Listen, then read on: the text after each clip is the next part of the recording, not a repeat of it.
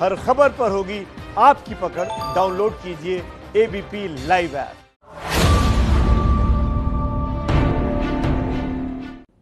और वक्त है विजय विद्रोही के साथ विजय फैक्टर का।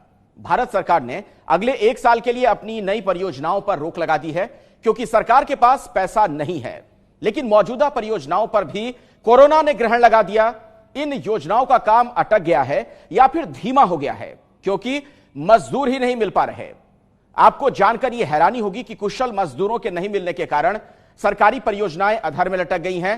तो देखते हैं इस पर हमारे सहयोगी विजय विद्रोही के साथ विजय फैक्टर।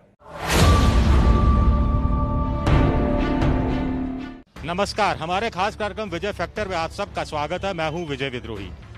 कोई भी सरकारी परियोजनाएं कब अटक कर चलती है, कब उसकी रफ्तार धीमी पड़ जाती है?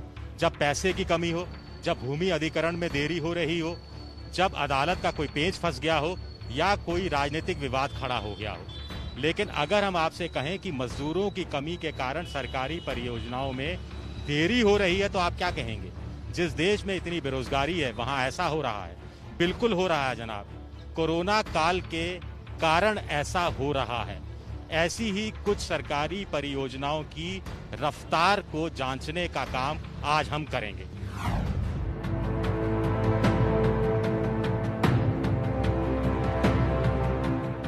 मजदूरों की कमी ने जयपुर में विकास के काम की रफ्तार को लगभग रोक दिया है।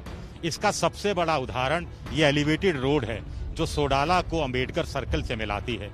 एक वक्त था जब यहाँ करीब 400 मजदूर काम करते थे। आज इनकी संख्या घटकर 90-100 रह गई है। मजदूरों की संख्या 1/4 घटी है, तो उधर काम पर इसका बहुत ज्यादा असर पड़ा है। 80% काम ठप हो गया है। 20% ही काम हो पा रहा है। नवंबर में हम लोगों का प्लान था नवंबर 20, लेकिन अभी क्या होगा अभी भी तो कोई सॉल्व नहीं हुआ। कोरोना का हम बोलते हैं कि ये डेडलाइन होगी या इतना डिले हो गया।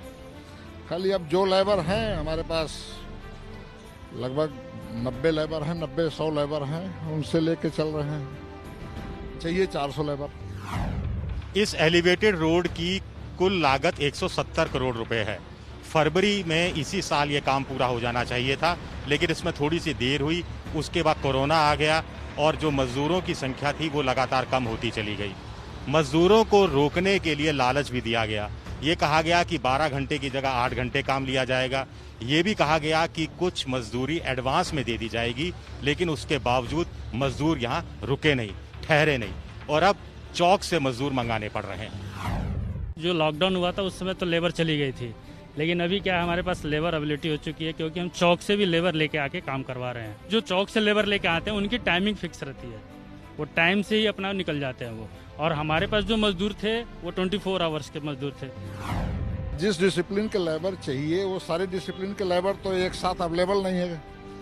ये तो जो रुके हैं, जो आ रहे हैं, जो नहीं आ पा रहे नहीं आ पा रहे। यहाँ मजदूर पहले जितने थे अब कम हो गए? बहुत कम हो गए सर, हम कर रहे खुद ही। हाँ तो सर रेट तो वही है पुरानी वाली हमारी। काम की रफ्तार कम होने के कारण इस तरह के 7 सर्किल पर यातायात बाधित हो रहा है। सबसे बड़ी बात है कि यही इसमें सिविल लाइंस का इलाका भी है, और ये जो रास्ता है ये मुख्यमंत्री निवास की तरफ जाता है, गवर्नर निवास की तरफ जाता है। सारे मंत्री भी यहीं रहते हैं, विपक्ष के नेता भी इसी इलाके में, वसुंधरा राजे भी यहीं रहती है। उधर सरकारी अधिकारियों का कहना है कि नवंबर 2020 तक ये काम पूरा होने वाला नहीं है। मजदूरों की कमी के चलते कम से कम 6 महीने और इंतजार करना पड़ेगा। जैसे अब सामने बंद ब्लॉक कर दिया तो उधर से कट में से आते नीचे से, तो क्या 1 वे कर रखा है, लेकिन लोग उसमें भी आने से जाते हैं। दिक्कत ये कोई रॉन्ग साइड से आता है, कई बार तो हमारे को दिक्कत हो जाती है, कोई एक्सीडेंट हो जाता है तो हम ही लोग को भाग के आना पड़ता है। रात को एक्सीडेंट होता है, इसी जगह एक्सीडेंट होता है सबसे ज्यादा। आपको बता दो, इसका सबसे बड़ा बहुत ज्यादा ट्रैफिक का बहुत ज्यादा इफेक्ट है। लोग उधर से निकलते हैं, कभी इधर से निकलते हैं, यहाँ से निकलते हैं, तो यहाँ एक्सीडेंट का खतरा रहता है इस साइड के अंदर। आइए अब आपको लेकर चलते हैं मुंबई।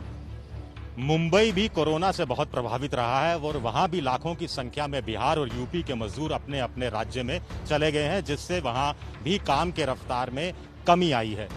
चाहे कोस्टल रोड बनाने का काम हो, चाहे मेट्रो की 5 लाइनें डालने का काम हो, या फिर मानसून से पहले नदी नालों की सफाई का काम हो, ये सभी काम प्रभावित हो रहे हैं। हमारे सहयोगी जितेंद्र दीक्षित ने इस बारे में और ज्यादा जानकारी दी।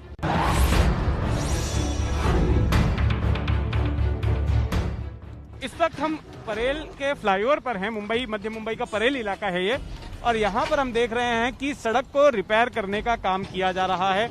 जो डामर की परत चढ़ी हुई थी उसका नवीनीकरण यहाँ पर हो रहा है, और यहाँ जो गड्ढे नजर आ रहे थे इस फ्लाईओवर पर, उनको भरने का काम यहाँ पर इस वक्त चल रहा है। मुंबई में मेरा काम अभी टीटी ब्रिज पे चल रहा है, उसके बाद उधर लोअर परेल ब्रिज पे हम लोग काम कर रहे हैं। उस पर वो तो काम अभी बंद होने वाला है, बारिश बाद स्टार्ट होएगा। फिर लॉकडाउन के दौरान बहुत सारे मजदूर जो है वो चले गए अपने अपने गाँव। आपको लेबर मिल रहा है? नहीं भाई, लेबर तो प्रॉब्लम हो रहा है। हम लोग अपने प्लांट से लेबर ला रहे हैं, लोग डामर डालने वाले लेबर हैं, इसी लोग से काम करवा रहे हैं।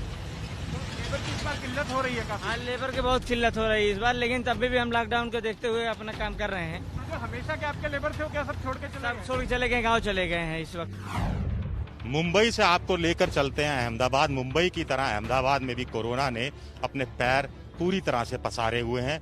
वहां भी मजदूरों का टोटा है। ये इसी वजह से वहां पर सबसे बड़ा काम जो प्रभावित हुआ है वो 6 लेन हाईवे का है, जो अहमदाबाद शहर को गांधीनगर से जोड़ता है। करीब 13-14 किलोमीटर की ये दूरी है। 90 से लेकर 100 करोड़ रुपए इसकी लागत है, और ये काम अब चींटी की रफ्तार से चल रहा है।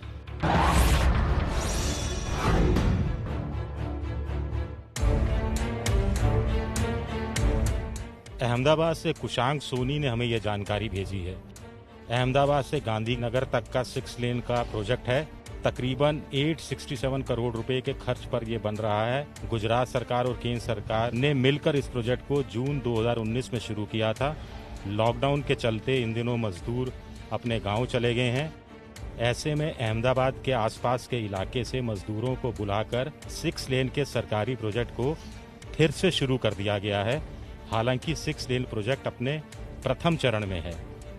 ऐसे में अभी 2 साल और लग सकते हैं। इन दिनों सिर्फ 33% मजदूरों को बुलाकर 6 लेन का काम शुरू किया गया है। आइए अब आपको लेकर चलते हैं रायपुर, छत्तीसगढ़।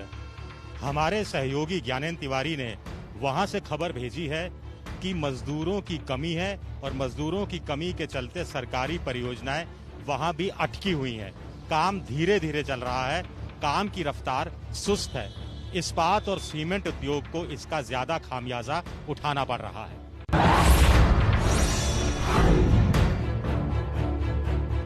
छत्तीसगढ़ प्रदेश के सभी निर्माण विभाग जैसे लोक निर्माण विभाग, जल संसाधन विभाग, प्रधानमंत्री ग्राम सड़क योजना, CGMSC बोर्ड, RES, तमाम सभी निर्माण विभागों में लगभग 20,000 करोड़ रुपए के निर्माण कार्य चल रहे थे। लगभग 4 लाख मजदूर निर्माण कार्यों में कार्यरत थे।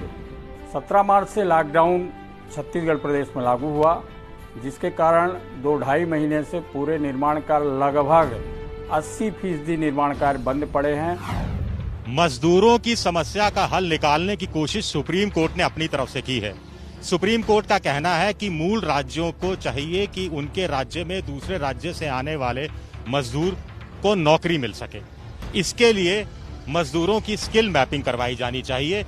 ऐसा होगा तो मजदूरों के हुनर का पता लग जाएगा और उस हिसाब से उनके लिए रोजगार तलाशा जा सकता है। अगर ये काम हुआ तो सरकारी योजनाओं के लिए हुनरमंद कुशल मजदूरों की संख्या में कोई कमी नहीं आनी चाहिए, और मजदूरों की संख्या में कमी नहीं आएगी तो काम की रफ्तार भी बढ़ जानी चाहिए। जितना भी प्रवासी कामगार और श्रमिक आ रहा है, ये हमारी बहुत बड़ी ताकत है, और इसकी ताकत अब तक देश के निर्माण में अपना योगदान दे रही थी। हम इस ताकत का इस्तेमाल उत्तर प्रदेश को और एक नए उत्तर प्रदेश के निर्माण के लिए कर रहे हैं, और इसीलिए स्किल मैपिंग के माध्यम से हर हाथ को काम और हर घर में रोजगार उपलब्ध कराने की इस कार्रवाई को प्रदेश सरकार ने आगे बढ़ाया है। जो 13 लाख श्रमिक बंधु हमारे विभिन्न राज्यों से लौट करके आए हैं, उनको रोजगार दिलाने के लिए, उनके अलावा जो हमारे पास 22 लाख जो BOCW के श्रमिक थे उनको रोजगार दिलाने के लिए, और उसके साथ साथ जितने भी बेरोजगार हमारे पास पंजीकृत थे या अब नए बेरोजगार हो गए हैं उनको रोजगार दिलाने के लिए मुख्यमंत्री महोदय के निर्देशानुसार एक पोर्टल तैयार किया गया है, जिसका नाम है राज कौशल लेबर एम्प्लॉयमेंट एक्सचेंज पोर्टल। इस पोर्टल के माध्यम से उद्योग जो 11 लाख उद्योग हैं वो अपनी डिमांड रख सकेंगे। सुप्रीम कोर्ट जिस स्किल मैपिंग की बात कर रहा है वो अपने आप में अनोखी पहल है। आज़ादी के 72-73 साल बाद भी इस देश में कभी ऐसा नहीं हुआ है। यहाँ तक कि राज्य सरकारों को ये तक नहीं पता कि उनके मजदूर कितनी बड़ी संख्या में किस राज्य में काम कर रहे हैं और क्या काम कर रहे हैं। खैर, जब भी मजदूरों की बात होती है तो हम अपनी तुलना चीन से करना शुरू कर देते हैं। हमारे साथ उद्योगपति संदीप सप्रा हैं जो चीन में भी जिनका कारखाने हैं, जयपुर में भी कारखाना है। तो इनसे हम जानने की कोशिश करते हैं कि क्या स्किल मैपिंग जैसी चीज चीन में भी होती है या वहां पर मजदूरों को किस तरह से रखा जाता है। नहीं, स्किल मैपिंग का सिस्टम चाइना में भी नहीं है। वहाँ चाइना में अगर आपको किसी को लेना है कंपनी के अंदर, चाहे लेबर हो चाहे स्टाफ में हो, या तो प्लेसमेंट एजेंसी के थ्रू आते हैं या आप लोकल पेपर में अपना एडवर्टाइजमेंट निकालते हैं। हिंदुस्तान में जो स्किल मैपिंग की बात सुप्रीम कोर्ट कर रहा है, अगर वो हो जाता है तो आपको लगता है कि ये मजदूरों के हित में भी होगा और उद्योगपतियों के पक्ष में भी जाएगा? बिल्कुल, अगर स्किल मैपिंग हो जाए ये बहुत अच्छी शुरुआत है। अगर स्किल मैपिंग हो जाती है तो हमें ये पता रहेगा कि हमारी स्टेट में किस स्किल स्पेशलिटी के आदमी यहाँ पे अवेलेबल है।